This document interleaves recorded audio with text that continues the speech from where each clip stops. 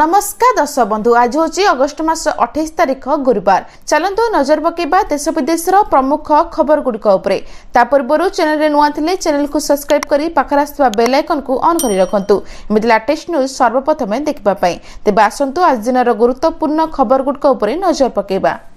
आज प्रथम खबर सावधान सृष्टि है लघुचाप 30 तारिख जाए यह जिला को जारी है वार्निंग। गत किछि दिन हब सारा राज्य में तुहाकु तुहा वर्षा जारी रही।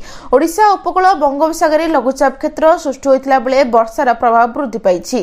कोरापुट दारिंगबाड़ी और मालकानगिरी प्रबल वर्षा रेकर्ड कर दिया। लघुचाप धीरे धीरे पश्चिम और उत्तर पश्चिम दिगरे गति करिबो बोली भुवनेश्वर आंचलिक पाणीपाग केन्द्र पक्षरु सूचना दी जाइछि।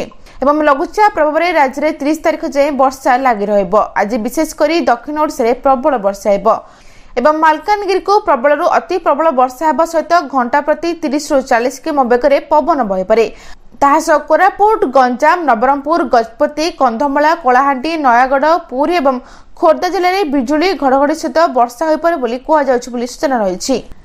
परवर्ती खबर एणिकी बन्या बात्यारे नष्ट हबनी रास्ता विज्ञप्ति प्रकाश कले सरकार। विपर्यय प्रतिरोधक रास्ता हेबो मुख्यमंत्री सड़क एने विधिवत विज्ञप्ति प्रकाश जारी कला राज्य सरकार। ग्राम उन्नयन विभाग पक्षरु रिजोल्यूशन प्रकाश पाई। 5 वर्ष रे निर्माण हेबो 500 किमी गाँ रास्ता 1000 कोटी टंकार खर्च करिवे राज्य सरकार।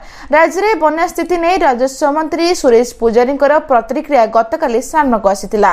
से कहथिले जे ब्राह्मणी सतर्क संकेत उपरे आखुआ पदरे बैतरणी स्थिर अछि। सेवा जोगेबाकू जिलापाल मानकू निर्देश। से आउरी कहछन जे राजघाट मथने रे सुवर्णरेखा सामान्य विपद संकेत उपरे रहिछि।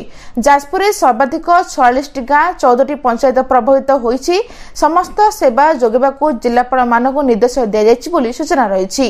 परवर्ती खबर बदलिब प्रथम रु अष्टम पाठ्य पुस्तक एनसीईआरटी ढांचारे प्रस्तुत हेब बही।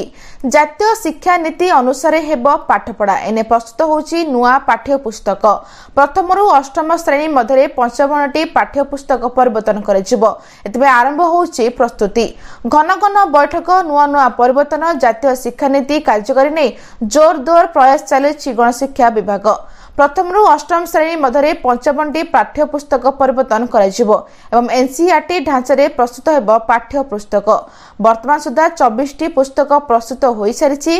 अक्टोबर शेष सुधा आउ 17टी बही प्रस्तुत हेब बोली कहिछि गणशिक्षा मंत्री। शिक्षा रे संस्कार सहित छात्र छात्री को गुणात्मक शिक्षा प्रदान पई जातीय शिक्षा नीति कार्यकारी पई जोर देइछि गणशिक्षा विभाग।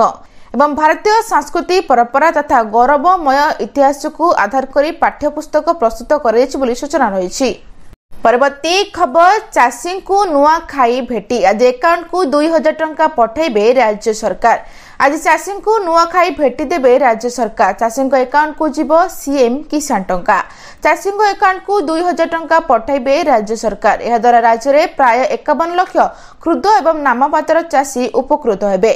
चलित वर्ष रेकर्ड संख्यक चाषी पंजीकरण करथिबा जणा पड़िछि। मोट 19,67,000 चाषी पंजीकरण करछंती। जदि देखिबा गत वर्ष 17,50,000 चाषी पंजीकरण करथिले। एही पंजीकरण प्रक्रिया जुलाई 19 रु आरंभ होई अगस्त 25 तारिख पर्यंत चलीथिला। एवं क्षुद्र चाषी को प्रोत्साहित करबा पई सरकार तरफरु ए टंका प्रदान कर जाउछि बोली सूचना रहिछि। परवर्ती खबर बंद होइजिब मागणा गहम चाउल अगस्ट 31 पूर्व सारी दिंतु एही काम। भारत में कोटी कोटी लोकों पाखरे राशन कार्ड अच्छी जहाँ माध्यम से मागणा राशन एवं अन्य समस्त सुविधा पाती। प्रति मासर कोटा स्थिर कराइछि जे केउं परिवार केते राशन दियाजिबो। यह परिवार अंतर्भुक्त लोकों संख्या उपरे निर्भर करे। 3 मास मध्यरे एही काम करंतु।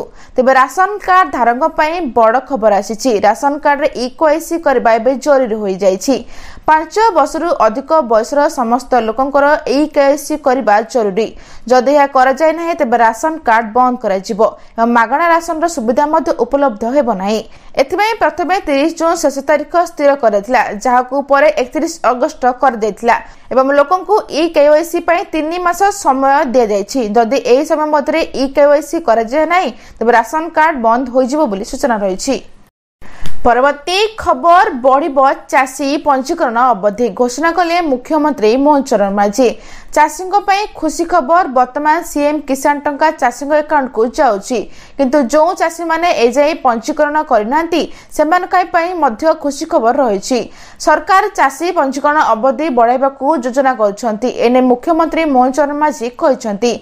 सूचना अनुसार केते दिन बढ़िब खूब शीघ्र घोषणा हेबो बोली मुख्यमंत्री कहछंती। आ सप्ताहे बढ़ाइबाकू प्रस्ताव देथिले उपमुख्यमंत्री केबी सिंहदेव। उपमुख्यमंत्री प्रस्ताव को ग्रहण कर जायछि एवं घोषणा हेबो बोली कहछंती मुख्यमंत्री। एवं चाषी को राज्य सरकार को नुआखाई भेटी मिली। चाषी को आज मिलिबो सीएम किसान टंका। तृतीय किस्ती प्रदान कले मुख्यमंत्री मोहन चरण मांझी बोली सूचना रही। परवर्ती खबर खाद्यठू पोशाक पर्यंत सबु हेबो सस्ता। दिवाली उपहार दिले सरकार। जानंतु तालिकारे कोन सबु रही। खाद्यठू नहीं पोशाक पर्यंत एसबू हेबो सस्ता। समस्त को दिवाली ऑफर देबे सरकार। तेबे खूब शीघ्र जीएसटी हार परिवर्तन हेबाकू जाउछि। जीएसटी हार मात्र 2टी स्लैब को ह्रास कराजिबो। सरकार को एही निष्पत्ति जोगु खाद्य ठारू आरंभ करी पोशाक एवं घर निर्माण पर्यंत सबकिछिर मूल्य ह्रास पाइबो। आसंता मासरे जीएसटी परिदर्शर एक बैठक अनुष्ठित हेबाकू जाउछि। तेबे जीएसटी हार परिवर्तन हेबाकू जाउछि। तेबे एही बैठक रे जीएसटी रो हार ह्रास संपर्क रे आलोचना कराजिबो। जीएसटी रो 4टी स्लैब 5%, 12%, 18% एवं 28% को ह्रास करी केवल 2टी स्लैब अर्थात 5% एवं 18% कराजिबो। एही परिवर्तन दैनंदिन अत्यावश्यक जिनिस गुड़िक सस्ता कराजिबो बोली सूचना रही। परवर्ती खबर सेप्टेम्बर 1 रु बदली जीवो एही सबु 5 बड़ नियम। सेप्टेम्बर 1 रु आपणक टंका एवं दैनंदिन जीवन सहित जड़ित अनेक बड़ परिवर्तन घटिबाकू जाउछि। एही परिवर्तन गुड़िक सीधासलख आपणक पकेट उपरे प्रभाव पकाइबो। आपणक रूपा किनिबे कि एसबीआई कार्ड व्यवहार करबे कि एलपीजी सिलिंडर किनिबे कि नहीं। आछंतु आमे आपणकू कहबा जे एही नूतन नियम गुड़िक कोन एवं आपणक उपरे कोन प्रभाव पकाइबो। प्रथमे आसंतु जानिबा रूप विषय आलोचना करबा। सरकार रूपा उपरे नूतन नियम आणुछंती जहा अधीन रे यार क्रय एवं विक्रय अधिक स्वच्छता रखिबो। एबे रूपा अलंकार उपरे हॉलमार्क पई मध्य प्रस्तुत करा जाउछि। यार अर्थ होछि रूपार मूल्य एवं गुणात्मकता संपर्क रे कठोर नियम लागू करा जाय परिबो। एवं सेप्टेम्बर 1 रु एसबीआई कार्ड व्यवहार नियम परिवर्तन होइछि। एबे बिल पेमेंट, ईंधन क्रय किंबा क्रेडिट कार्ड माध्यम ऑनलाइन शॉपिंग उपरे अधिक टैरिफ लागू करा जिवो। ऑटो डेबिट विफल हेले 2% जरिमाना लागू हेबो एवं अंतर्जातीय कारबार मध्ये अतिरिक्त टैरिफ देबाकू पड़िपारे बोली सूचना रही। एवं प्रति मासरे प्रथम तारिख रे एलपीजी सिलिंडर मूल्य परिवर्तन हुए।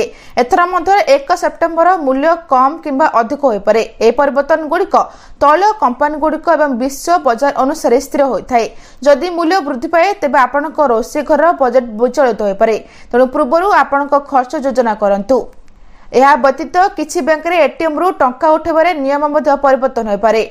एटीएम कारोबार उपरे नूतन शुल्क लागिपारे। विशेषकर जदि आपण निर्धारित सीमा ठारू अधिक टंका उठाती तेणु आवश्यक ठारू अधिक एटीएम व्यवहार न करी डिजिटल पेमेंट को प्रोत्साहित करंतु।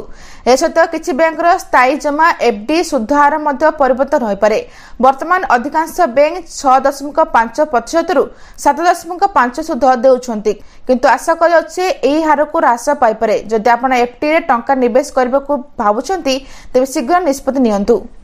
परवर्ती खबर एटीएम एवं यूपीआई रु उठे पारे पीएफ टंका। ईपीएफओ 3.0 रे सबु समस्यार अंत। कर्मचारी भविष्य निधि पांठी संगठन यार 8 कोटी रु अधिक सदस्यों पर ईपीएफओ 3.0 नामक एक नूतन डिजिटल प्लाटफर्म आणुछि। एही नूतन व्यवस्था सहित पीएफ संबंधी सेवागुड़िक एवं सहज, द्रुत एवं अधिक स्वच्छ होइजिबो। प्रारंभ रे यह जून मासरे आरंभ हेबार थिला, किंतु वैषयिक तदंत जोगु सामान्य विलंब होइछि। इन्फोसिस, विप्रो एवं टीसीएस भली बड़ आईटी कंपनी गुड़िक एही प्रकल्प रे काम करुछंती एवं गणमाध्यम रिपोर्ट अनुसार तदंत जोगु लॉन्च विलंब होइछि, किंतु अधिकारी माने कहिसंती जे एही नूतन प्लाटफर्म खूब शीघ्र समस्त सदस्यों पई उपलब्ध हेबो। एही आधुनिक व्यवस्था भविष्य रे पीएफ सेवागुड़िक आउरी सरल, द्रुत एवं निर्भर जोग हेबो बोली सूचना मिलिछि। परवर्ती खबर आसंता 30 तारिख रु भितरकनिका रे पक्षी गणना। आसंता 30 तारिख रु भितरकनिका रे पक्षी गणना। अगस्त 30 तारिख रु पक्षी गणना आरंभ होई सेप्टेम्बर 1 तारिख पर्यंत चलिबो। 3 दिन धरी पक्षी गणना हेबो। मठाड़िया लक्ष्मी प्रसाद डिया दुर्गा प्रसाद डिया एवं बाली डिया रे पक्षी गणना गत वर्ष तुलन में चलित वर्ष अधिक पक्षी थिबा नै आशावादी अछंती राजनगर वन खंड अधिकारी बरद राज गावकर बोली सूचना रही।